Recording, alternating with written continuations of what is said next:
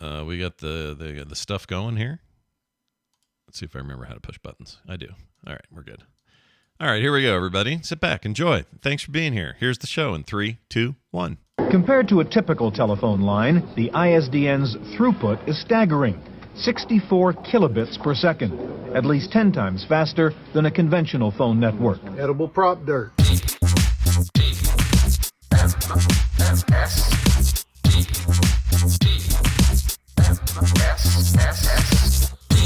The morning stream. He's taking a dump in a can. Hello, everyone. Welcome to TMS. It is the morning stream for Tuesday, September 5th, 2023. I'm Scott Johnson, and that's Brian Ibbett. Hello, hello. Hello, Brian Ibbett. Hello, hello. We were just talking pre-show. If you're a patron, you'll hear it. But we were talking about all this stuff going on in Nevada, the mess in Vegas where they got all this rain and horrible flooding and everything. And then the Burning Man deal. And so I guess I just wanted to say at the top of the show, if any of you are listening, I heard from a couple yesterday, but any listeners who went to Burning Man or are there now or will hear this when they get home, or maybe they'll hear it there. I guess internet's fine, or 5G's been fine where they are. Mm-hmm. If you hear this episode and you have, you want us to tell a little story about this, everything going south the way it did. Our reporter, our man in the field, or man or woman in the field. Yeah, I want to know how your acidic mud is. I want to know about that Ebola thing was fake. Someone made that up. There's no Ebola there. What was the other thing I heard that was total bull crap? I can't remember. But the writer... people were naked running around. Oh, wait, no, that was true. Totally. Friend of the network, Hugh Howey, writer of the Silo series, literally got married at this year's thing right before the rain hit. Oh, really? Oh, That's cool. I hope he's okay. He seems to be. He's been tweeting and stuff. I think he's all right. Good. Here's my guess, Brian. I'm going to guess this. People love dramatic stories. And here's what will probably be the truth. People will come back and go, oh, it wasn't that bad. Because it's Burning Man. They're already used to being weird. It's true. For a week. It is. It's it's set up to be roughing it. And just adding a little bit of adding an extra layer of roughing it to an already roughing it situation. Yeah. Diplo and Chris Rock were out there too. I saw the video of them on their little, the truck that was hauling them out. By the way, Diplo hates you. Diplo hates everybody. Hates you. Hold on a second. Did Chris Rock perform or something? Was that why he was there? Was he just there? I don't know if he was performing or he just went. Huh. Trying to get slapped again. Just trying to get that done. Well, that's interesting. Yeah, exactly. I didn't know that. I knew there was some celebrity and lots of damn Burning Man out your damn mouth. I know there are a lot of influencer types that were trapped there. Yeah. So I don't feel bad for them at all. That's fine. Let them be trapped. Quite the fire festival replacement situation. A little bit. It sounds like it's more, unforeseeables and less of a bad management. But because this has been going on for years, right? I mean. Oh yeah. I mean, I had friends. Let's see. I hired a guy named Scott Brenner. Oh, I just doxed him. Scott Brenner. In '96. Well, we're going. He was back. all proud, when he. God, what year was it? He showed me his really cool mug that he got from Amazon.com because he bought a couple books there, and they gave him a free mug. Whoa! That was before Amazon sold anything but books. Yeah, that tells you something. But he would go to Burning Man, and he'd send me video of where he had a Land Rover, and it was this big, way open, big open field that he was on. He was able to put the car in cruise control, and then he and Tim and a couple other people that worked with me would climb out on the hood of the car and just ride on the hood while the car would drive through the desert. Wow. With nobody behind the wheel, nobody in the car. Jeez. Well, when you got wide open desert, I guess you might as well. It's God, that just still scares the shit out of me thinking about it. Yeah, I don't like the feeling of it at all. He's definitely not there anymore. He's a judge. He can't do those things anymore. Oh yeah, the judge. No, forget it now. You're on the he's bench. Your Honor. He can't be a goofball, a little Burning Man goofball. No, I don't care how fast you need to get to Gas Town. You're not getting on the hood of my car. Exactly. That's great. Yeah, so we just like to hear from you. Okay. Yeah, I'm all right, everybody. Don't Oh worry, yeah, I I'm would okay. love to hear from James. Because Can we get a if call in James from went, James? that would be amazing to get a call from him on this. It'd be great if we could get the call in. Dude, if you end up talking to them and he says I will. he's willing, Yeah. Let's do it. Because He'd totally be up for it. The problem is that is getting up at 8 o'clock to be able to call into our show. Yeah, it's a lot to ask. Yeah. Anyway, They're we hope rock and rollers. They don't get up yeah, early. Come on. we hope you're all okay. All right, it's still better than the Fire Festival. That was just a shit show. But this thing at least is, nature just didn't like you this year. That's all. Wasps are bastards. You probably knew this. Ooh. I knew this. I hate wasps. Yeah, they're kind of dicks. Here's the thing though, and I don't mean the band from the 80s, the hair band. Okay, everybody, calm down. You can enjoy your CDs and not have me rip on them. I'm talking about not bugs. I guess they're bugs. Yeah, they're insects. Sure. They're just insects. 6 legs, 2 body parts. Yep. Are stinger 3 body parts? Bugs that are stinger based, bee like? Are they in a certain? Do they have a certain name of their own? They're a bee like. Are they bee adjacent? I don't know. They don't have a name, do they? That's outside of insects. Is it Lepidoptera? I can't remember what the bee classification is. Well, that might be butterflies. You're like full on entomologist here on the show. I like this. Oh, sure. Good. Well, and I was able to name one classification, and it might be butterflies and not bees. I don't know. So don't take your word for it, is what you're saying. All right, that's fine. Yes, exactly. Yes. Well, it's so dumb. Yesterday, that we had the kids over, we had taco bar night. Kim does this thing where she makes a big bar full of taco things and whatever. Mm-hmm. So all the kids came, and Carter's friend and some other. Anyway, we had extra people, and it was fine. We had a great time. Little kids are there. Van and Phoebe are there, and cool. She's 10 months old and can say pops now. Pretty great. Oh, anyway, nice. Yeah, she looks at me and goes, "Pops," so cute. and she whispers it. She goes, "Pops, pops." Awesome. It's pretty cute. Anyway, they're all over. We're having a great time. Night goes as planned. I spent most of it at the table talking to Dylan about how cool Starfield is and him getting ready to play it today because today's Game Pass day. So, today is release day. Yeah, okay. Yeah, because early access has been out for a week if you paid the extra money or whatever. And anyway, so we're having a great time. And then it was time for them to go, getting close to the kids' bedtime. So Taylor and Dylan gather up their stuff, gather up the kids, and they go outside. And Kim's like, I'm going to walk Van to the car. I said, that sounds nice. So she walks him, holding his hand, walks him to the car. A wasp comes, tries to land on his little arm. She kind of waves at it or moves her arm to get it away. It immediately goes to her arm and stings her immediately. Oh, bad form. Bad form. Oh, poor thing. Was she all freaked out? No, she's all right. She's got... I think she's only gotten stung once before, so we knew she wasn't allergic, but she has, she bubbles up. She just bubbles up real good. Like it gets real thick. Yeah. So what we did is we decided to try this thing. Someone told us that if you put tea tree oil on a bee sting or a wasp sting, that it will, you'll wake up with like hardly any inflammation. It'll like take the pain away. Like it's supposed to be kind of miracle cure. And I'm usually very skeptical of such claims. And I'm like, well, okay, sure. Put a little tea tree on there. Let's see if we can save the world and put tea tree. I was being super skeptical about it. Sure. She did it and it worked. Freaking this morning, really? That thing is barely there. You barely know she even got stung. And compared to last time, which was also another bee or a hornet or something, it's just nothing this time.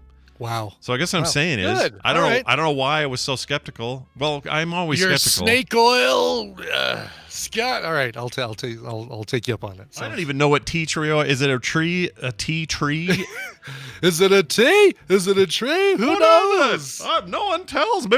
I don't know what it is. I don't know what to call it, but I'm gonna try it next time and have any kind of like bite or wound. It's supposed to be good for your feet if you get like a crusty heel. Oh, really? Yeah. Okay. And it is like kind of like the miracle oil right now, right? It's like, well, not right now because obviously it's been around for a while. Yeah. Yeah. But it seems to be fixed on a lot of stuff. And if it does, I'll try it. I have a crappy heel. I'll give it a shot. But you smell like furniture when you wear it, when you put it on. It smells like it's like when you Really? deep Okay. treat wood to make it. Yeah, you smell like Mark Spagnuolo is what you're saying. A little You said bit, yeah. Like his Yeah. beard probably smells when you get all up close to him. We'll have to ask Nicole on Wednesday how he smells. Yeah, I'm curious. All right, so it's a volatile essential oil, it says volatile, derived mainly from the Australian native plant Melaleuca alternifolia, Okay. employed largely for its antimicrobial properties. TTO is incorporated as the active ingredient in many topical formulations used to treat cutaneous infections. It is widely available over the counter in Australia, Europe, North America, blah, blah, blah. So it really just comes from a plant. It's neither a tea nor a tree. It's an Australian plant. It's not a plant. That's not a plant. Look at this. Their Rub plants. this on you. Their plants eat dingoes. They got like big old mouths and stuff. It's one of the 10 deadliest plants in the world, and it's all in Australia. Would not be Yes, surprised. exactly. But anyway, I guess I'm saying just with slight real life evidence, if you want to call it that, it worked really well. So I'm just going to put it out there. I don't have any expertise in this area. I'm Joe skeptic on everything. So when something comes up, I usually go, right, whatever, let's see this. And this stuff freaking works. So I don't know. Maybe Pledge would have worked. I don't know. It sure smelled the same. Chris says fairly big trees with spongy bark. Okay, so it is a tree. All right. So big old tree in Australia. Is Lucky Phil in here? Is that who said that? Tree. Australians call plants trees. So that's Right. What do they call grass? They probably call it the woods. I don't know. right, exactly. Forests. Forests. Well, that's cool. Lucky Phil says our drop bears love it. What's a drop bear? Never heard of a drop bear. No, I haven't heard of a drop bear. Never heard of Looking a drop it up. bear. It's a new one. Look up a drop bear. What do we got? What is it? It's a urban legend focuses on bushwalkers having been known to be dropped on by drop bears, resulting in injury, including mainly lacerations and occasionally bites. So drop bears are fake. Oh, they're based on koalas, but they're evil and they're fake. Right, exactly. Oh, Yes, some of these it's a pictures are large great, though. arboreal predatory marsupial related to the koala that drops on its prey. These pictures are so stupid. If you do an image search, they're amazing. Oh, really? Yeah, they're all got like fake photoshopped fangs and big old claws and stuff. This is bullcrap. I've never heard of this. Wow, these look like the worst Pokemon ever. Is what they look like. Yeah, you don't evolve your whatever. I guess whatever. So came before. it's the Australian snipe, is what it is. Okay. All right, that's good to know. You guys have your own thing over there with that. That's cool. Yeah. Yeah. I like to hear. You guys don't have enough dangerous creatures on your island that you have to come up with extra ones. Yeah, right? you got spiders as big as my dog. Yeah. With the crap. You know what we need is we need some sort of fake killer animal to scare people because we don't have enough. I love that accent, but there's a part of me that knows why Australians hate that accent. It's like, do you know what I mean? Like I can tell why they would cringe, but I think it's great. Sure. never not do it. Okay, I found something cool. We've had a lot of deaths lately. Also, people are all out over us, Brian, because we keep mentioning some of these names and then they die. Well, we're running out of people to name is the problem. Yeah. Eventually, we'll have no more names. We'll have to start naming each other, and then there's real trouble. But no, the lead singer for Smash Mouth died this week, and we were just talking about this dude. Yeah, we were talking about on Film Sack. We weren't talking about Jimmy Buffett. No. Although you bring him up, Gary him Wright. up here and there on the show. Jimmy Buffett will come up as like Margaritaville restaurant, Vegas stuff, like that sort of thing. But I don't think that counts. I don't think it counts toward his death. No, and we definitely weren't talking about Gary Wright. No, definitely didn't bring that up. So, Ooh, Dreamweaver, oh, that song's I cool. believe you can get me through the night. What else do we know from him? Love is Alive. Okay. Sing that one. My heart is on fire. My love's like a wheel that's turning. Oh, okay. He only sang in falsetto, apparently, is the That's his deal. that's his deal. Yeah, apparently. He's got a little. Those are the only two Gary Wright songs I know. I'm sorry, that's it. But Should be a good triple tribute Coverville episode this week. Oh yeah, I was gonna say this is great because you're talking about Jimmy Buffett has a bigger catalog, but the other two pretty limited. The problem with Jimmy hits. Buffett's catalog, and I discovered this when I started trying to put a show together, is that you look for a song like Changes in Latitudes, Changes in Attitudes, right? Yeah. The only versions you can find are people who do mirror image covers because they're a cover band that plays in Florida at a bar. They're a regular cover band that plays in a bar and just does Jimmy Buffett songs. So there's not there's a great Todd Snyder cover of Margaritaville. You'll hear that. There's a couple other oh yeah, that's a good one. That's a good one. But for the most part, all the stuff I've been finding is here's Cheeseburger in Paradise by a band that sounds just like Jimmy Buffett. Not your favorite. And yeah. No, it's just a bummer because you want somebody to make their own rendition, and I put this on Threads yesterday. But I think part of it is that Jimmy Buffett fans don't want to hear something that strays from the thing that they know and love, and other bands that would put their own spin on a Jimmy Buffett song don't like Jimmy Buffett songs, so they don't cover them. Yeah. It's the combination of the two. It's a real dichotomy there. Yeah. Well, it's a bummer they all died, I guess. It is. It is a bummer that they all died. I mean, in the case of Steve Harwell, yeah. It's a little early. He's only 56. Yeah, but he was living hard there at the end, man. He was. Your liver doesn't. Really... Your liver. Take care of your livers, everyone. Yeah. Be moderate with your liver. All right. Mm-hmm. Nobody wants that to fail. Turns out you die if it does. Turns out yes. Some of these people got real old. So, for example, Bob Barker, 99 without going over 100, and right. He passed away about a week prior. But I found something that I wanted to play today that I think is a great tribute to Bob Barker, and it was from his retirement. So when he first retired and passed on the torch from Price is Right, he went on Letterman that night, and Letterman did one of his top 10s. Okay. And Dave had Bob Barker do the top 10, and it was top 10 things Bob Barker could say now that he's retired. All right? Okay, great. And I love this, so I recorded it and brought it to the show, and I'm going to play it now. So enjoy this. It makes me miss both Bob Barker and David Letterman and his regular show, even though Dave's not dead. He's still alive, but not, He's still with us. He doesn't have a show anymore. Well, he has a show, but it's not the same. Anyway. It's not the Late Show with David Letterman. Yeah, right. Here you go. Let me play that right now. Number 10. We get the prizes cheap because they're stolen. Mm-hmm. I didn't know that. I did not know that. I was not aware. Was not aware of that. Number 9. The actual retail price of the retirement watch CBS gave me $17.95. Oh. Number 8. Before we give them away, I personally try out every hot tub. Oh, Bob, you dog. Number 7. Slip Daddy some cash, and the Showcase Showdown wheel lands wherever you want. Why, he's nuts. He's gone nuts, I tell you. Slip Daddy some cash. That's right.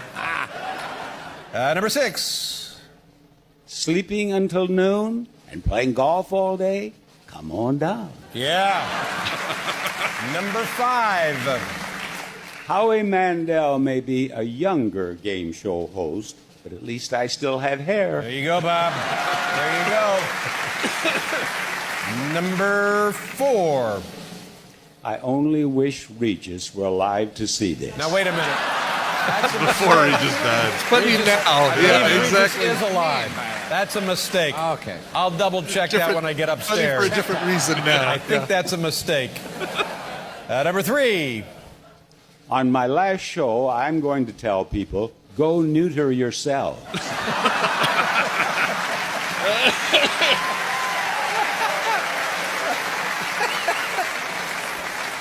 Number 2. I'm not only a game show host, I'm also Spider-Man. And the number 1 thing Bob Barker can now say that he's retiring. Some older people have the good sense to retire, unlike Letterman. Hey, I heard that. And listen to this version the band does. Isn't that great? Nice. That's cool. Yeah, I love that. Like pull out your rendition. Anyway, that made me awesome. laugh my ass off, and I was happy to see it. Who knows if our friend Matt Flanagan was involved in the writing of that top 10 list? We know that he worked behind the scenes. Would have been the era, I think. It would have been. Yeah. Gosh, that would have been like 2010, late 2010 or 08 or something. So it would have been early aughts, early 2010s, and I think he was there then. So he may have written half of that thing. Hopefully, I know that both he and Jenny are out on the picket lines. Hopefully, they're doing well also. Oh, I thought you were going to say they were in Burning Man. In Burning Man. Hopefully they're not out striking at Burning Man. Yeah, no kidding. Yes. I don't like mud. Anyway, pretty good though, right? He was cool. That's great, Bob Barker was a guy who could laugh at himself and have a good time. He's all right. Totally was, yeah. And when you and I would stay home sick from school, what were we doing? We were watching The Price is Right. We were hoping that little mountain climber wasn't going to fall off the edge of that cliff. Yep. But we sure enjoyed the music that he sang as he walked up. Did we sure that or whatever he did? Yeah. What did he do? Did he do a song? He did a little song. Hold on. Yodeler on Price is Right. We got to find this. I want to hear it. Okay. Price is Right. Oh, I can't find it. Yodeler Cliffhanger is the name of the game if you want to look for Is it called Cliffhanger? Yeah. Hanger game. Icor's like, Brian just did it. Brian nailed it. Did you nail it? By the way, that was Cliffhanger as sung by Gary Wright. Oh my gosh. All right then. Okay, here it is. Price is Right, Cliffhanger. Let's hear this. Hold on. Whoops. That's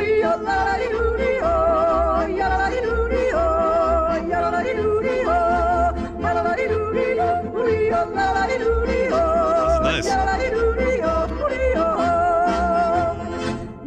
Oh, it just goes and goes. My God. It's a 10-hour YouTube loop.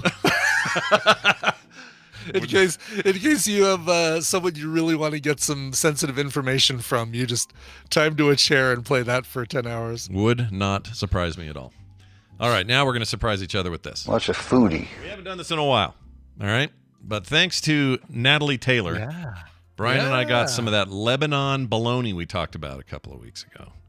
Yeah. And we didn't know what to make of it because we never had it before. And we're like, well, is it just bologna? And then people wrote in, and she in particular was like, oh, we have this all the time. It's great. And she sent us a box of this stuff. Brian's got cheese. He lives in Lebanon, Pennsylvania. So, which is where this hails, right? This is where it's did you from. toast your bun? I did. Like you toasted your bun. Oh, you did. I did, okay. lightly, not heavily. I was kind of running late. Yeah. But I did put a really dumb little blunt toothpick in mine, like some kind of fancy diner. There should be a pickle sticking out of the top too. Oh, a pickle would and be yours good. is just the pretzel bun and the meat, right? Yeah, three of the thin ones. I didn't do the big thick mother, that big old bomber. I don't know who's eating that or when, but that's oh, up there. the smoked, yeah, because that's thick. Oh, so you did one of each of the two different bolognas we got. Yeah, I just did the them. original. I mixed them just so I could get a taste here. Okay. So there are three of these on here total. I don't know which one's which, but the pretzel buns, that's an important thing to note. These also came from her, and I guess that's part of the deal. You got to try these with that. Yep. She also mentioned, was it her that mentioned mixing them with cream eggs cheese and and horseradish? Oh yeah, that's the one that sounds so good.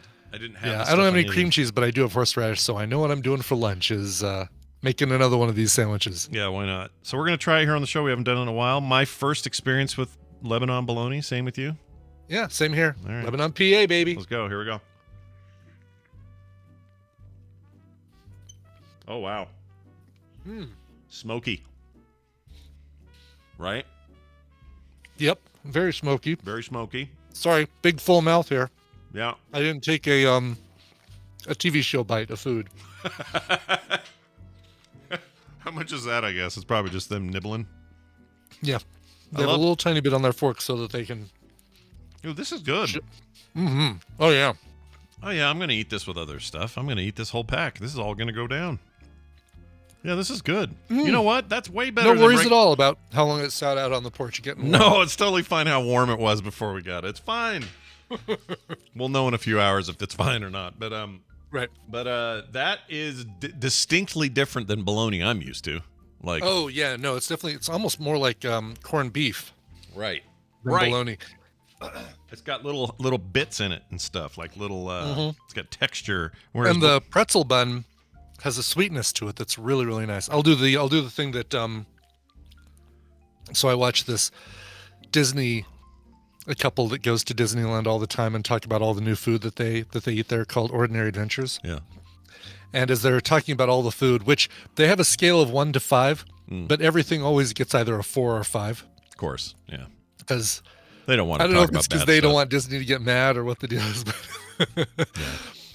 But they do this thing with their hand, like they do this like, oh well, there's a sweetness that the bun has that really brings out the flavor of the meat, and then a little bit of butter on the bread really adds to it.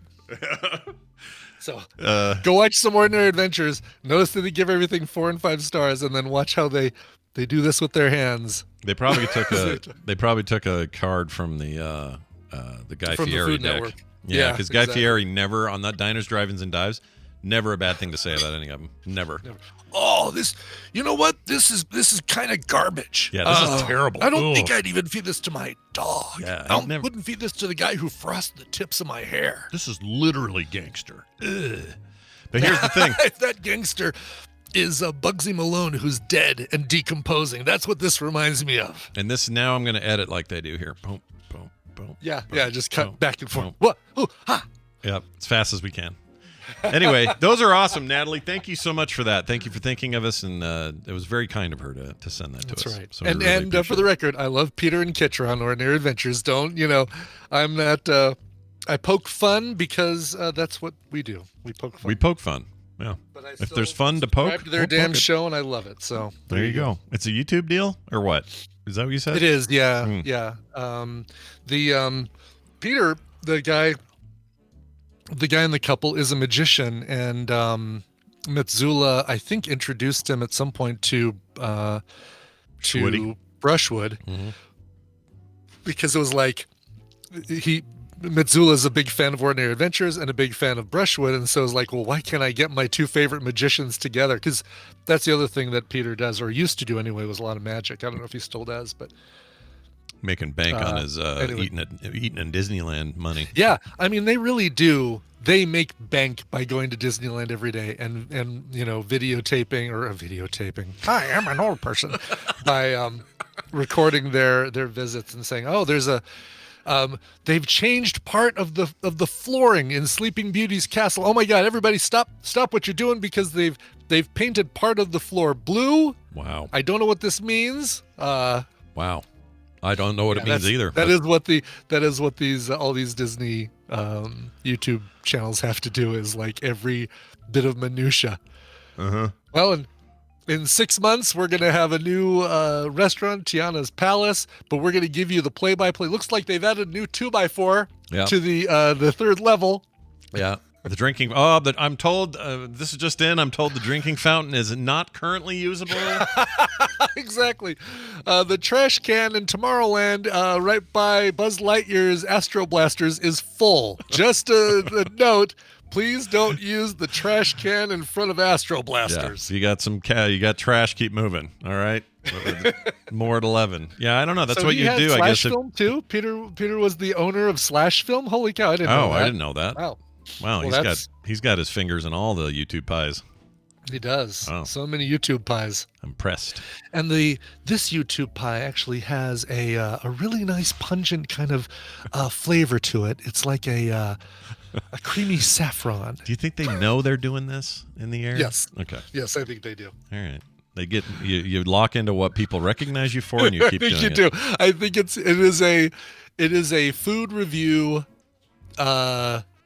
staple. I don't know, like a what's the word? It's part of the toolbox. If you're a food reviewer, you must do this. As You you're have to talking do about this. something. Oh Yes. man, I guess I'm not much of a foodie Yeah, because I never so, do this. Exactly. You're not a foodie. What's a foodie? Yeah, You're apparently not a foodie. I'm trying to remember the last time I would have made this gesture, and I don't think I've ever. Right. I don't think I've. Maybe today. This might have been it. Maybe that might be it. Wow. Yeah. Okay. So There you go. shows the Well. kind of foodie I am. Trope. That's a good. Yeah, we'll say trope. That's a much better Trope. That's way a to good say it. word. Yeah, we know trope. It's part of the food review toolbox. Yes, and it sounds like this. but only when you're on film set. That's right, exactly. All right, we're gonna do some. Hey Scott, can I have a trophy? I like that he always asks. He always asks. Yes, right. Make sure we get the sounder in there. All right, we're gonna do some news, and that'll be fun. So let's do it right now. Good morning, everybody. In the news this morning, good morning. Time for the news, brought to you by Looting meat from space pirates. Yeah, there's a lot of. If you've ever played a Bethesda game before, you know that you can pick up just about anything. And in Skyrim, the big joke was collecting cheese wheels and hiding those in your house and just having stacks of cheese wheels for no reason. Oh, really? Okay. This game's got a bunch of that too. You can, collect potatoes and then just fill your ship's cargo with potatoes for no good reason. There's no reason to do it, but it's got all that kind of crap. So I do it with meat. I have a lot of meat. And cool. Starfield. Right, saving you, hoarding your meat. Yeah, always hoard your meat. A death at Burning Man has happened. So there's 70-something thousand people there. Right. I think Is they've there had really that many. Holy cow! Yeah, no, it's a lot. It's bigger than your average city. It's bigger than the surrounding cities in Nevada. Like, it's insane. Yeah. How many people go to that thing? And I don't think this is the first year where somebody has passed away. Sometimes you're just playing against the numbers there, right? Like, yeah.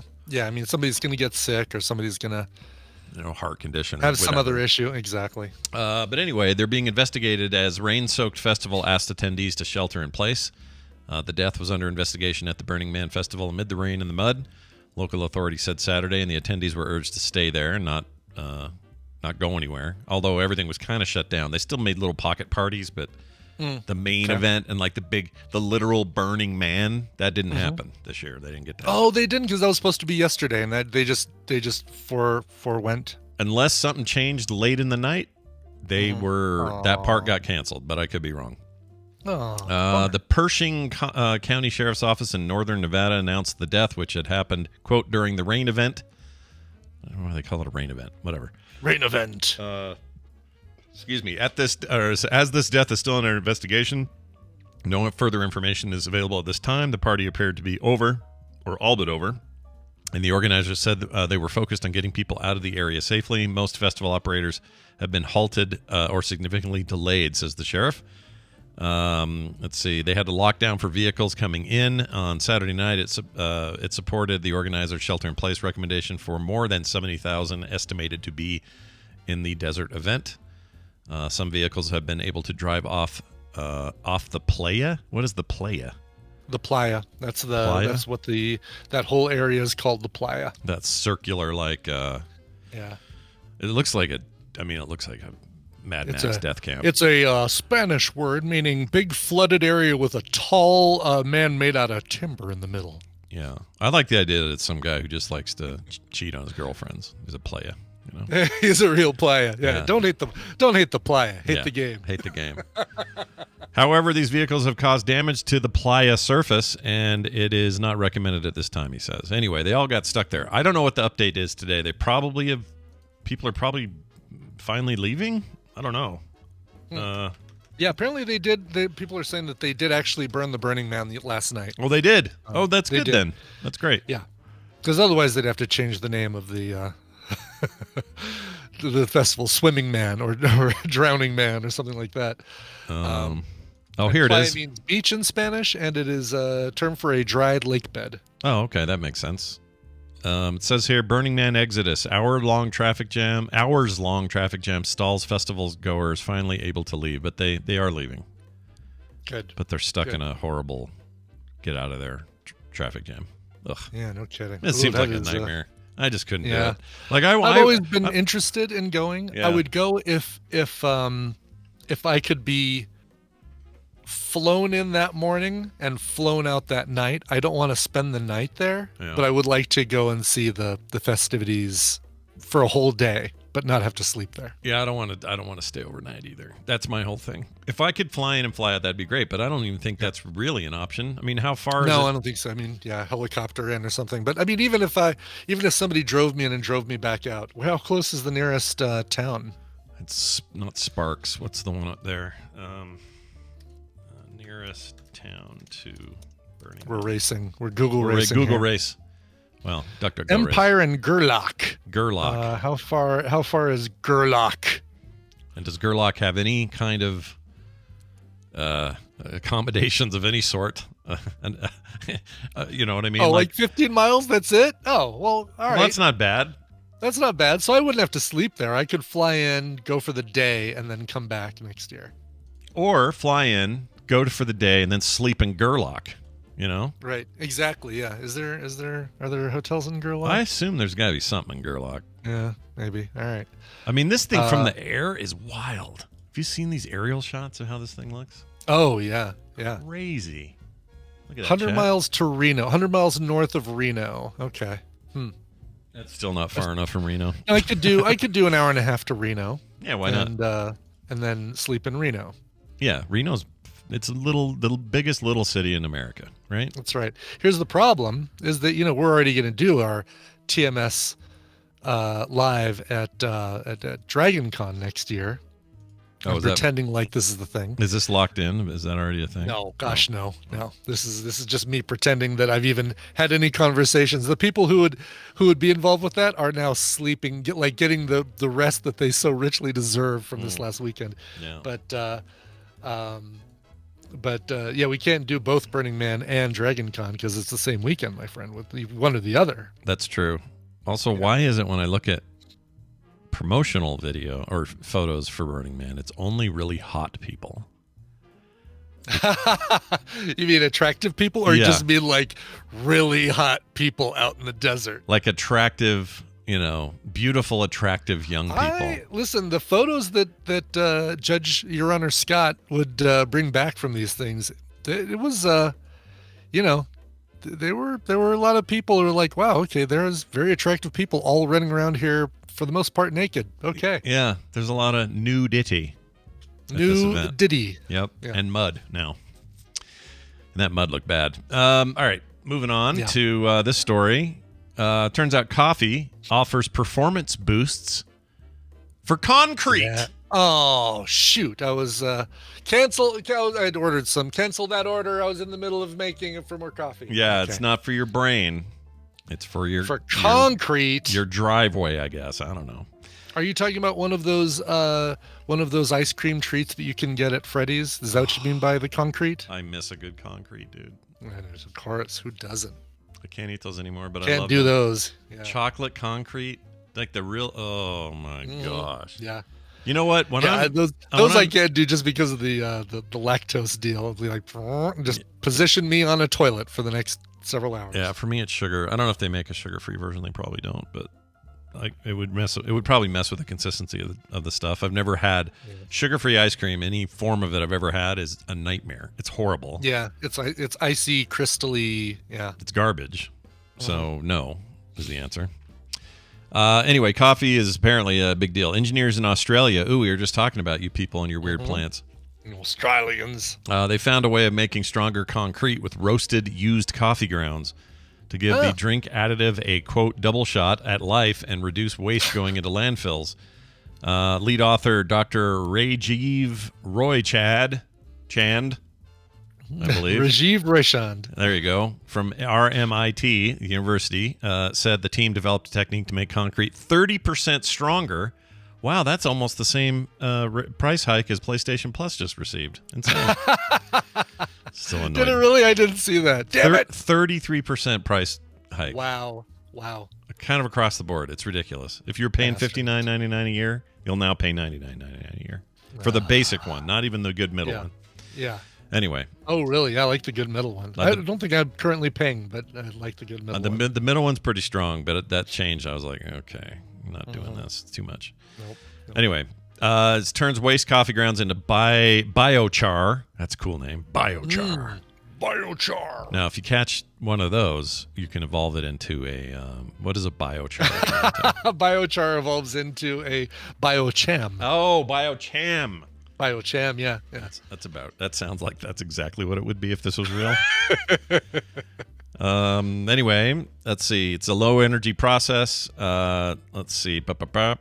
The disposal of organic waste poses an environmental challenge as it emits large amounts of greenhouse gases, including methane and carbon dioxide, which contributes to climate change, he says. Australia generates 75 million kilograms of ground coffee waste every year. Damn. Y'all are drinking coffee. Woo! It's funny though. You would feel like the coffee would make it less strong, right? Like, because all right, here is a powder that doesn't adhere to itself. Right. Right. How is it going to make the concrete around it stronger? Yeah, and they claim that this mixed with traditional concrete is acting like a binding agent and strengthening it. I wonder, though, do you think you ever be walking down on a hot Australian day in Sydney? You're going to the Opera House. I don't know what you do. Whatever you're doing. Sure, that's what you do in Sydney, yeah. And you're walking around and you go, what's that? Oh, it's the sidewalk. It smells like coffee out here, you know? I wonder. I'm just saying, I feel like there has to be, right? It has to be a little bit of a... Yeah. Sure. That's how these things work. When people use used vegetable oil from like fryers to run their cars. Yeah. I don't know if you've ever been behind one of those, but it smells like a freaking, There's a little bit of a stink. Yeah. A little bit of a stink to it. It's like like nuggets and fries, but worse somehow. Yeah. Yeah. It's gross. But I respect it, but it's gross. Kinda. Oh, well. Anyway, there's that story. So just, Wade, well done, everyone in Australia. You guys are great. Yes. Here's a story. A gun fired at a White Sox game, which made a bunch of news at the time. Turns out that gun was snuck in by a woman in her belly fat. Oh, geez. Yeah. Okay. Yeah. Well. Just stick it in there and let her rip. And just roll it over. Roll on in. Open that up. Like a big old floppy cave, and go. Here's your thing. An investigation into the shooting on Friday night. This is, I guess, last 2 Fridays now. In which 2 women were struck by gunfire during the White Sox athletics game at the Guaranteed Rate Field. So some of these names, come on, your corporate names are getting a little ridiculous. The Guaranteed Rate Field. I hate that so much. Yeah, yeah. It's almost as bad. Our jazz arena for the longest time back in the day was called the Delta Center because it was Delta Airlines who had the name. And then it went away and it went to Vivint Home Security Arena. And then we all lamented that every minute of the day until they went away. Now it's Delta again, and we couldn't be happier. That's good. We have Empower Field, and you could ask a dozen people walking the streets of Denver right now, what does Empower do? Yeah. I don't know. They don't I know. don't know what Empower does. Yeah. Do you know it all? Do you know what they do? I don't know. No, you could ask me. I could be one of those people you ask. I don't know what Empower Field is. That's gotta or be Empower, the company is. But we still call that stadium Mile High Stadium. It's always going to be Mile High Stadium. And that's always all. going to be Lambeau Field. It's always going to be Mile High Stadium. Yeah, if you're going to give us a name, you stick to your freaking name. Yeah. I just realized, though, this is the problem when we have troublesome names like Redskins. People want to stick with the thing they've always known, and that's part of it. It isn't so much that they're racist turds. It's that they also like tradition, and they want to keep the thing it was originally called. So if Delta had some negative connotation, how would I feel? I would probably be like, I'd probably say change it, I guess. I don't know. Yeah. I'm progressive enough to change it. Who gives a shit? Well, anyway, this thing was snuck in there under her gut belly. People said during the investigation. ESPN reporter Peggy Kuzniski or something like that said one of the women who was grazed by a bullet in the incident snuck the gun in past metal detectors, hiding it in the folds of her belly fat. Now, hold on a minute. Okay. Can those detectors not detect through a layer of fatty tissue? Tougher. It's tougher, and that's why, like they say, when you go through the security, like they've said, like, all right, you got a metal belt buckle, put your hand over your belt buckle. If you've got an Apple Watch, put your hand over your Apple Watch as you go through, and then you have to take those things off. I didn't know that. I didn't know that interfered with that. I figured it would just get through it all. No, it'll still detect it, but it comes in, it registers it lower or something. I don't know the reason behind it, but is that why people put stuff up their hooter and they can get through to security that way, up their butt? I guess so. Yeah. Wow. All right. That's how Denzel Washington got that hairy guy through security in Men on Fire. That's right. Where's your C4? I don't know. Don't know where it is. I don't have any. No, everything's all good. All right. Okay, we'll let this one go. That's fine. Final story. Yep. This is, and the women who got shot are all going to be okay. They were just grazed. Oh, good. Yeah, this wasn't I don't know why you're taking a gun to a damn game, but Some very sweaty bullets. Yep. That saved them. People are sweating bullets, literally, in this case. We got a story that was posted on our Discord by Binary Hermit. Oh, good. It's just ones and zeros, that hermit. I don't know. Anyway, I want to thank him for that. And here's the headline. A suspected drunken driver accidentally called 911 on himself. They're always drunk when this happens. This driver accidentally called Nebraska law enforcement on himself, leading to his own arrest. The man called 911 to report another driver who he thought was driving on the wrong side of the highway, according to the Facebook post by the sheriffs. The sheriff's office on Thursday released a video of the March incident along with the audio of the driver's 911 call. When authorities arrived, it became clear that the caller himself was the one driving on the wrong side of the road and was intoxicated. Here's what he said, quote, Whoops. I'm on Highway 77 going north, and there is somebody that is on the wrong side of the road. He said in the call. He added that on the other driver almost ran me off the road. That was gnarly, he said. Gnarly. Yeah. Dude, I'm so wasted right now. That was gnarly. That was my head. That was like a lot, he is quoted as saying. No, dice. The video then shows an unidentified driver being pulled over by a police officer. Do you know why I stopped you? Asked the officer. Yeah, because I was on the wrong side of the road, admits the driver. It's impossible not to think of John Candy and Steve Martin in Planes, Trains, and Automobiles, right? Yeah, well, dude. How does he know which way we're going? Yeah, or how does he know where we're going? It's so funny to me. It's great. You're going the wrong way. Well, how does he know? How does he know where? Yeah, how does he freaking know? You know. Yeah. All right, we're going to take a break, and when we come back, Amy Robinson, aka Red Fraggle 3, will be here. It's time for Read This with Amy. Okay. Yeah, but I want to hear about Dragon Con. I think you'll also hear about that. We got some. In fact, she sent some photos here. What do we got? Dragon Con photos. Oh, very nice. Oh, cool. So we'll take a look at these too. All that will be after this break with a song, and Brian brought said song. What do you got? Yeah, I've got a brand new EP from a band called Cavo, C-A-V-O. Brand new EP is called The Shakes. It came out September 1st, so Friday. When he was asked about the EP, Andy Herron, vocalist, said, a lot of these songs for the Shakes EP had been sitting unfinished for a few years. We were writing like crazy back then, and it's amazing finally getting these songs finished and giving them a proper release. Kind of feels like the story of this certain time period of Cavo has finally been told. Well, cool.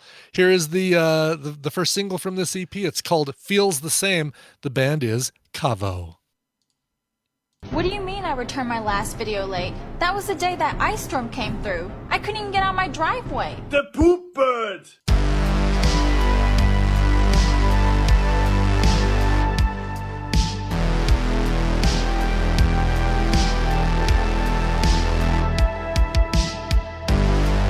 And we returned. Who was that one more time? Sure, that's the band Cavo, and a song called Feels the Same. You'll find it on their brand new EP, which is called The Shakes. The Shakes. I've had those. Oh, before. Yeah. Who hasn't? I mean, who hasn't, Scott? How can you live a life and not say you've had the Shakes? Everyone's had them. No, everyone's had the Shakes. I haven't had a good shake, though, in a long time. Oh, stop it now, I know. Look, sometimes it's worth farting and it is spiking your blood sugar. Just the very tail end of peach season, so go out and get a good yummy peach shake. Oh, that sounds so good. Except don't support that horrible company that damn it. Don't do that. Darn it. Don't do that. Go get one from Arby's. They're fine. There you go. Oh, Arby's, good Jamocha shake. Yeah, done. Not bad. All right, let's do this little number right here. Where is it? It's right here. One of the things that I enjoy also is reading. Well, in what feels like a million years, we finally have Amy back with us here for a Read This with Amy. And she's, boy, you've been up to a lot since we last spoke. How the heck are you? Oh, yes. Good morning, friends. Good morning. I don't know about y'all. I am tired. I'll bet you are, yeah. I have been up to quite a bit because I sent my oldest off to college. And then the weekend after that was the Tadpole meetup. And then this past weekend was Dragon Con. It's a lot.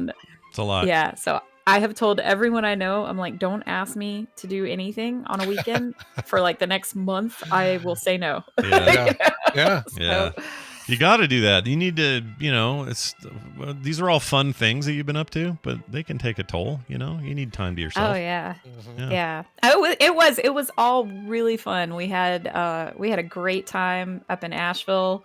We played a bunch of board games. We went on that, Brian told you about the crazy bus tour we went on. It was so good. Yeah. Yeah. Brian was able to give you most of the highlights, but yeah, I'll just second that. It was a really, really good time. I think we're definitely gonna keep doing that. We're gonna move the dates around a little bit, I think, because maybe give you a little bit more of a breather between that and Dragon Con by chance. Yeah, for real. Yeah. Just a little bit of space. You and Chuck were fantastic hosts and drivers and tooling us around everywhere. We really, really appreciate it. Did you end up riding with him? Did you and Chuck ride? Yeah. I forgot to ask you, or did you say? I don't remember. We didn't take the bikes. No, and a good thing, because we really wouldn't have had much time to ride. Okay. And the hills just outside of our Airbnb would have been a monster. Yeah, we were nervous about like cars driving up some of those hills, little 4-cylinders. We were a little scared they wouldn't make it up there. So yeah, I can only. You guys would have been walking the bikes. I think so. Yeah, definitely me. Maybe not Chuck and his studly legs, but certainly me. Well, he's very manly, that Chuck. He is. Well, yeah, very manly version of Chuck. Well, anyway, that's great. How was Dragon Con? I'm looking at some of these photos, and I see you ran into Brittany and Bill and all them. I did. Are you sure it was Bill and not his twin brother? Yeah, did you check? There too. I ran into both, so I was able to confirm. Yeah, that it was. I definitely saw Bill because, but yeah, it was his brother was there. I can't remember, dressed as. Oh, I can't remember, but he had a helmet. Yes, he took his helmet off. Yeah, they were both the Teenage Mutant Ninja Turtle like the security guards for the bad guy, whatever he was talking about with the name tags and everything. He's been explaining on the show how he was going to do it, and it's still confusing to me, but I think. Yeah, so he was his brother was he had a helmet on. He took off his helmet, and I was like, whoa, that's okay, right? You have a twin. Yeah. And yeah. So the picture you're showing right now, Scott, we took that specially for you. There was, there's always these people dressed up in like the inflatable T-Rex costumes and such. Sure. And there was somebody there in like an inflatable Kirby, just like raving and bouncing around. It was the funniest. I wish we had taken video, actually. The thing is gigantic. Really, what a big Kirby. Yeah. You got to watch out for him, though. He'll eat you and then take your powers. That's what he does. Right, exactly. Yeah. Situation. Yeah. You have to be very, very careful of that. So there's a blade. it was great. We had a great time. We always hang out at the puppetry track mostly. Some of these are ones that Chuck took. Chuck is a big fan of Blade, so he took that photo. I took that Brack photo for you, Brian. Yeah, I appreciate it. Full size Brack. I'll have send me a set of those, because Scott's not sharing with me. Well, look at the stream to see them. I'm looking at the stream. I thought you had the link. Sorry, I can give you these. No, that's all right. Totally all right. So click on the one with like the green skirt and the beehive thing. I want to see if you can guess what that costume is, because it's awesome. The one. Okay, let's see. It's like right next to the one with me with Hollow Knight. It looks like Marge Simpson. So Margio. Oh, hilarious! It's not Margio. Right? It's Margio. Margio.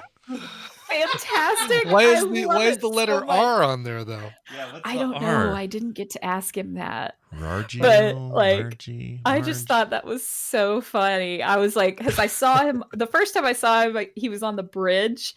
Yeah. And you're not allowed to take pictures when you're on the sky bridges because there's just too much traffic going. It's exactly. Through. It's for walking only. Yeah. No stopping. Yeah. Oh, hey, but there's three him Chucks in the bathroom. Tell me about this 3 Chucks thing. It's like the Spider-Man meme. Are all 3 named Chuck? Is that the deal? All 3 of those guys are named Chuck or Charles. Yes. I love that. So they're all actually technically named Charles because Chuck is a nickname for Charles. That's true. Yeah. So. Yep. So now this is the thing, and we got a 3 Bryans picture like that in Asheville. Yeah. So yeah. Oh, that's right. Who's this really tall dude with the cool hair that you're standing next to? Oh, yeah. So those are the cinema therapy guys. So unfortunately, the photo is a little fuzzy. But yeah, that was like the one kind of sort of famous person thing that I was excited to go do. Was they were one of my favorite YouTube series is called Cinema Therapy, and the tall guy is a filmmaker. His name's Alan Seawright, and the guy next to him is Jonathan Decker, and he is a licensed therapist.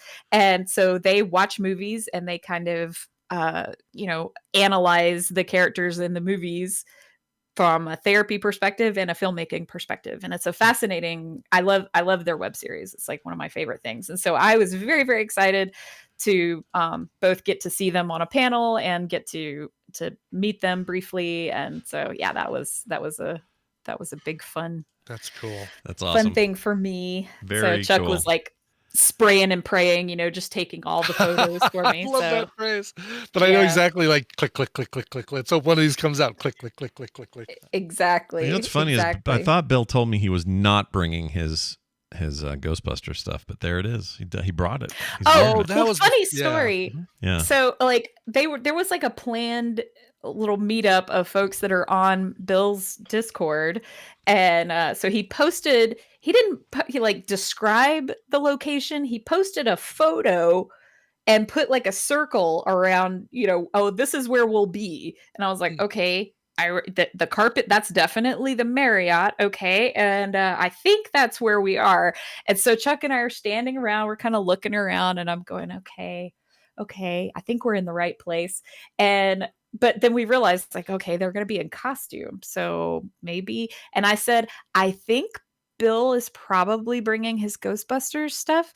And that just then Chuck looked over and spotted Britt. And he said, well, there's somebody right there with a Ghostbusters outfit that says Duran. Do you think that's it? That was probably like, it. Yes. Yeah. Yes, that would be it. that would be them. So did you get to, so I always had this question because I know you go every year. Do you get to just go home at the end of the night or you stay in those hotels? What do you do? Okay. So because you live out there. You can. Right? I've done it both ways and it's really not worth it to not get a hotel because there's so many things just going on. Plus, if you have a hotel, it's always Labor Day weekend, and so it's very hot here in Atlanta on Labor Day weekend. Although I will say, my God, the weather was so beautiful this weekend. It was not too hot.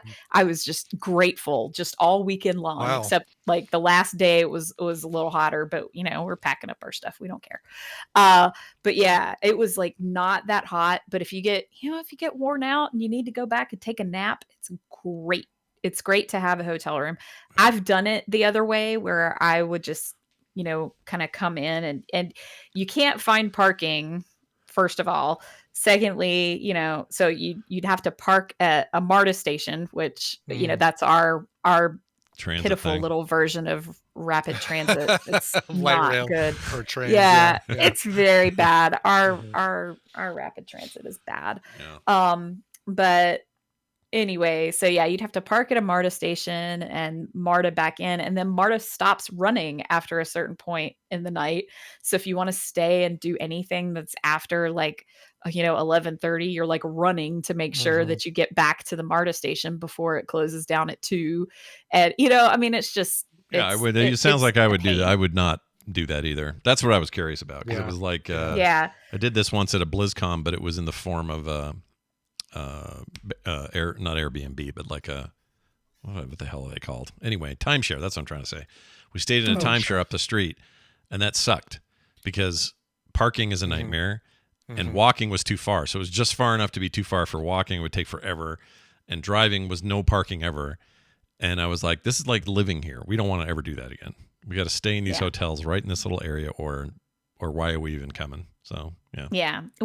I will say we did stay at like one of the non-official Dragon Con hotels, and it was an Aloft hotel. I don't know if you've ever stayed in one of those. Oh yeah, love those. They're quirky. They're kind of groovy, they have kind of a neat little artsy vibe to them. And they're lovely, they're clean, and it was just like maybe like a block and a half away from the Hyatt, which is one of the official hotels. And it was just far enough away to where, you'd be walking and you'd hear all the din and confusion of Dragon Con. And then you'd walk about half a block and it's like, oh, it's quiet.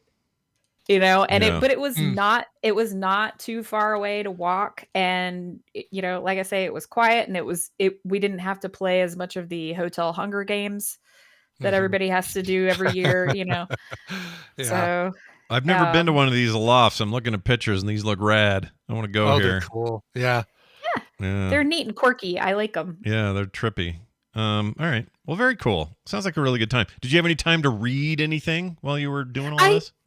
I did. I did have time to read. This is a book that my son actually, he had to read it in advance of his freshman year in college now. And he recommended that I read it. So, and I did get to send you a clip. I know I said in my messages that I wasn't going to get to, and I was able to just quickly send you a clip there. Well, so. you are awesome. Let me grab it real quick, make sure we're good on sound. It looks like we are. All right. I'll just play it then. You ready for this? Here we go. The Edge is a shantytown filled with gold seekers. Summer, 1996. At the Coalfield Public Pool, they would blow a whistle and everybody had to get out of the water, and we'd all stand there, hopping on one foot and then the other because the concrete was so damn hot, burning the bottoms of our feet. And some lifeguard, barely older than I was, 16, looking like the bad guy in a teen movie, blonde and buff and absolutely never going to save you if you were drowning, would wheel out a greased watermelon. There was a 3-inch layer of Vaseline, which made the watermelon shiny, almost like it was turning from a solid into a liquid. And the lifeguard and one of his evil twins, maybe with crazier muscles and a scuzzy mustache, would dump this watermelon into the water and then push it to the middle of the pool. And when they blew their whistles, the point was to jump into the water, and then whoever could get the watermelon to the edge of the pool would win it. That seems weird. Wrestling a greased up watermelon. That's an odd thing to picture in your head. Mm-hmm. And I feel like that clip just sort of sets up like, this is how boring Summer is in this little bitty town where she lives. So, you know, oh no, that's not me. That is the audiobook narrator who I was going to say there like it sounded a lot like you. So very Amy-esque. Yeah. For sure. Let's see. It was narrated by Jennifer Goodwin. Oh. So, yeah, she was in the show Big Love. She's the youngest of the 3 sister wives. Oh, okay. Cool. We've seen her in a bunch of stuff. Yeah. Okay. Interesting. Okay. So yeah, the name of the book is Now Is Not the Time to Panic by Kevin Wilson. And you know, it's a young adult novel, and I think what I felt like, this is just me reading it as the mom. I think what this book is great for is kind of illustrating that when you are that age, everything is a way bigger deal than long-term it'll end up to be.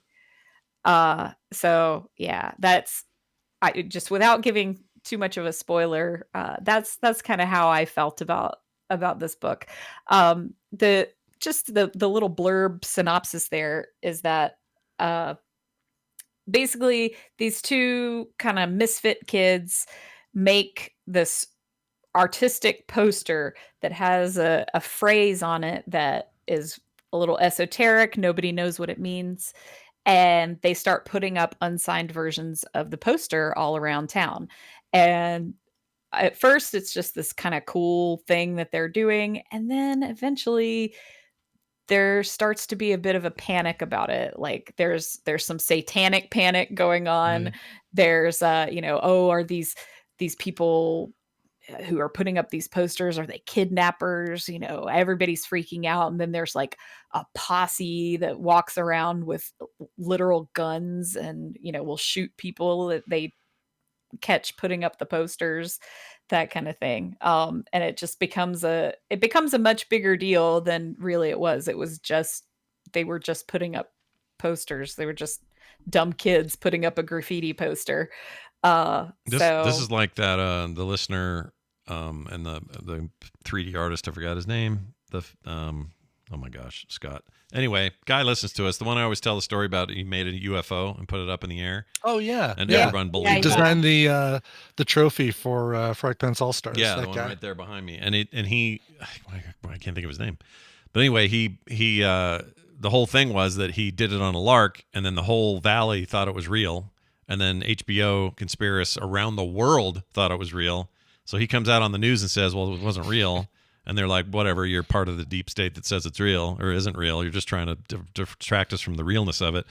And he never really did convince anyone that he made it, even though he has the thing in his garage. This reminds me of this a little bit. It's like, you plant a thing or you do a thing, and then people, you know, maybe it's even more weird now because the internet's very good at something going viral and things aren't exactly what you think they're supposed to be. This seems like a good read. I would like to check it out. Yeah, and I think that's why it's set in, you know, the 90s, is because it had to be before there was the internet, because otherwise it became really the huge zeitgeist of this little town in Tennessee. Yeah. But if there had been internet, I can't even imagine how humongous it would have. The scale would have been way too big for for a young adult novel, I think. But I haven't heard of this guy. Again, it's Kevin Wilson. Kevin Wilson, yeah. He's done a bunch of books. Yeah, that's what I was seeing too. And they all have kind of these long titles like this. Like he's got one that says like something about like, let's pretend this never happened, or something like that. Like they're all like a bit. They're not like, you know, 2-word titles. Like they're big, big long entire phrase titles. His shortest one is Nothing to See Here. He's got one called Tunneling to the Center of the Earth. Baby, You're Not Gonna Like It.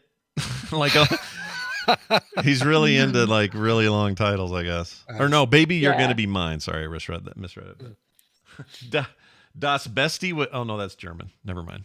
The German versions of the books are even longer, it turns out, because Germans are weird. Anyway, well, this sounds great. This, of course, is once again, now is the time not to panic. Or sorry, now is not the time to panic. The time not to panic. A novel. I made it longer without even trying very hard. Now is the time not to panic.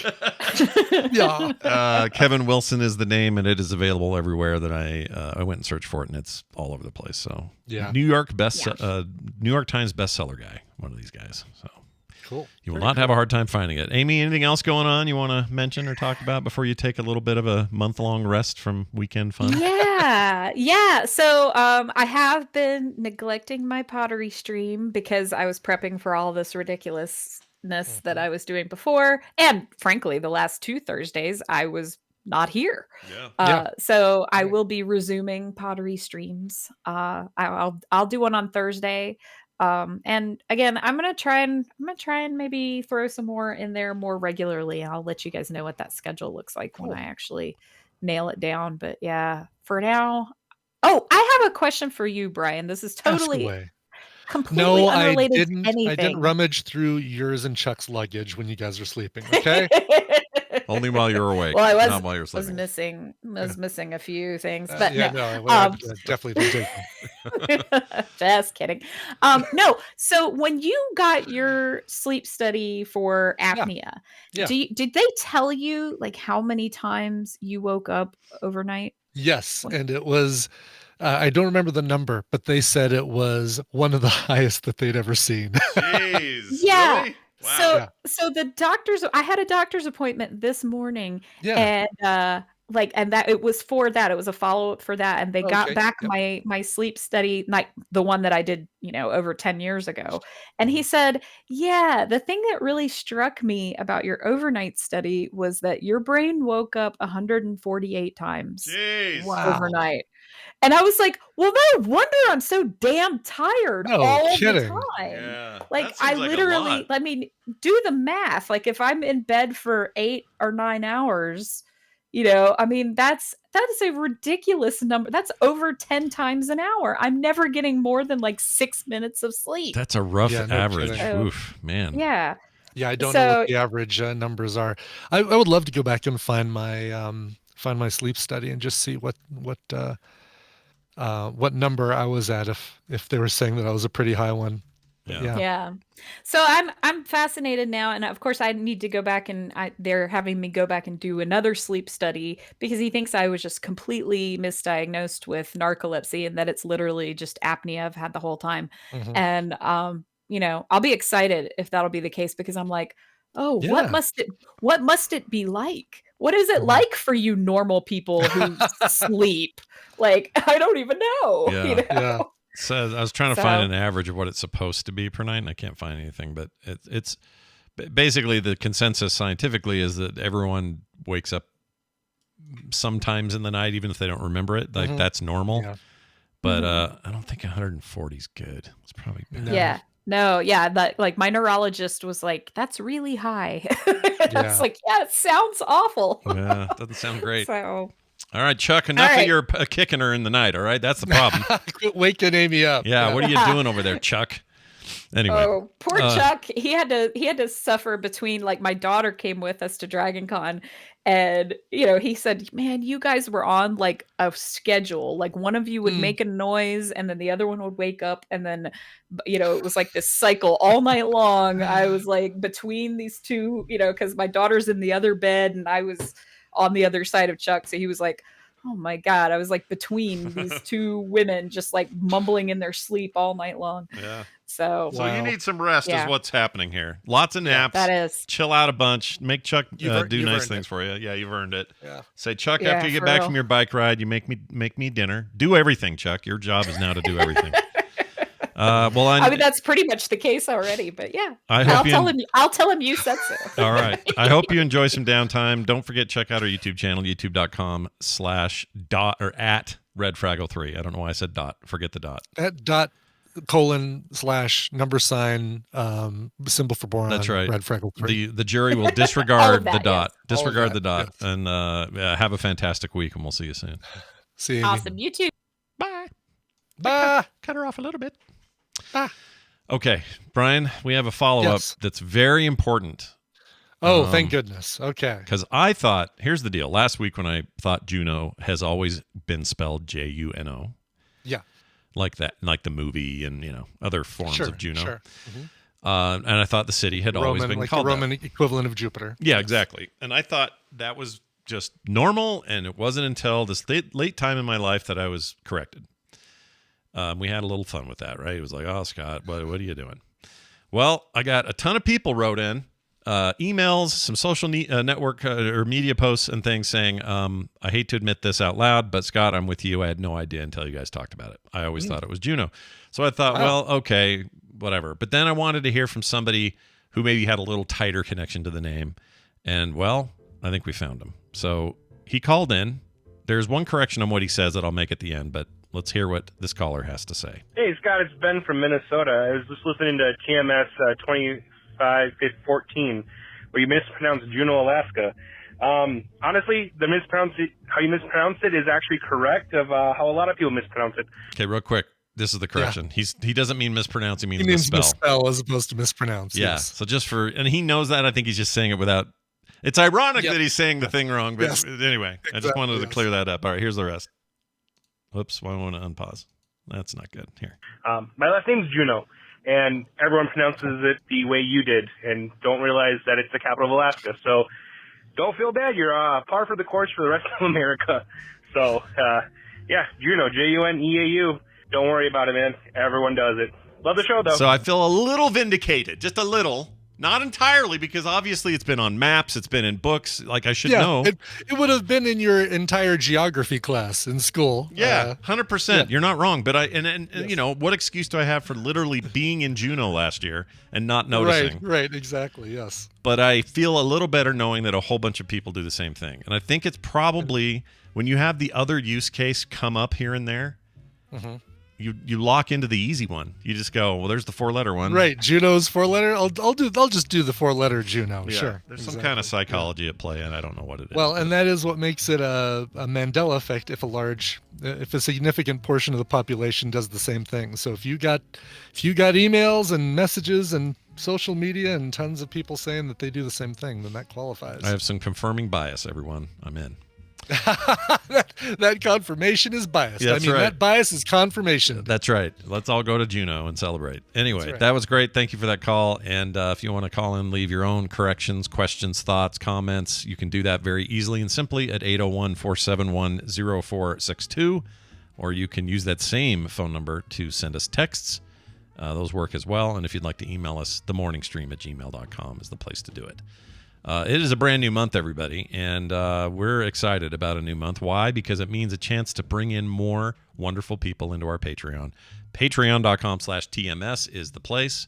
And by the way, so we've mostly got, I've heard from almost everybody who was late or had gotten late tea shipments that they finally got them. Oh, good. So anybody at those levels got them. Now, if any of you are still straggling and haven't seen that yet, please reach out to me and let me know on Discord, email, wherever. And I'll follow up for you individually and see if we can find out what's going on. I think we've got everyone covered, though. But in case there's somebody still lagging out there, it's not intentional. Sometimes we just, we were behind on our shipments. They're back in stock, and now there's just an issue of making sure all of you get caught up. So anyway, reach out if you haven't seen yours. And if you're like, wait, there's a T level? Yeah, there's a whole lot more, too. Go on over there right now and check it out. Patreon.com/TMS. You'll get couch parties on the weekend, art in the mail, pre-show content every day, no commercials or ads, and other monthly benefits you can only get by joining up today. For sure. I want to do some little 3D tchotchke thing for, well, you and I'll have to talk and figure out like what level gets stuff in the mail that I can add to it, because I don't want to create a whole new shipment just for a certain level. But if there's a shipment that's already getting stuff in the mail, I know there is. There definitely is. Then I want to add something to it. That'd be great. Let's do it. Yeah, we're all about just sending you guys stuff because we like you. It's not even exactly. We're not going to demand another penny. Brian will just do this nice thing. Sometimes I throw stickers into stuff for the same reason. It's just like, what? Exactly. You guys are awesome. You're like family. We want to pay you back. I will spend my valuable filament money, my resin money on you people. You people. Yep. Hard-earned resin money. Damn it. Hard-earned resin money. Speaking of which, there's no speaking of which. That's a bad transition. We're done with the show. That's it. We got to play a song to get us out of here. We'll be back tomorrow. Tom Merritt will not be here. I think he's still in Oh, wow, really? Korea. Okay. I could be wrong. He may be back. That would make sense. I mean, you don't want to go there and just be gone a week. Come on, you got to go there. And because he only left last Wednesday, so my guess is it's another day or two before he's home. But either way, we may have him, we may not. But either way, we're going to do recommendals and all that other stuff. So come on back for our Wednesday edition of the show. In the meantime, Brian probably brought a song to play. What'd you bring? I did. This one's going out to Yana Lasko, who says, hey, if you're reading this on the 5th of September, I am. It means that I'm celebrating my birthday today together with the ghosts of Freddie Mercury and John Cage. Let's party! That's fun company to have a birthday It's with. a great combo there.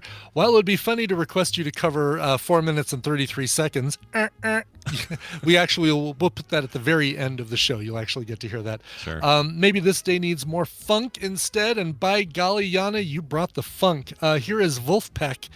A band that is apparently made up of a bunch of students from the University of Michigan, I found out. Oh, weird. They do these great funk songs, and this one happens to be a cover. This is a cover of a song by Maki. It's called Birds of a Feather, We Rock Together. Oh, very nice. All right, we'll see you guys tomorrow. Be good. We'll see you then. Get more at frogpants.com. Jill! I couldn't find another one, so I played that. Jill! Why not?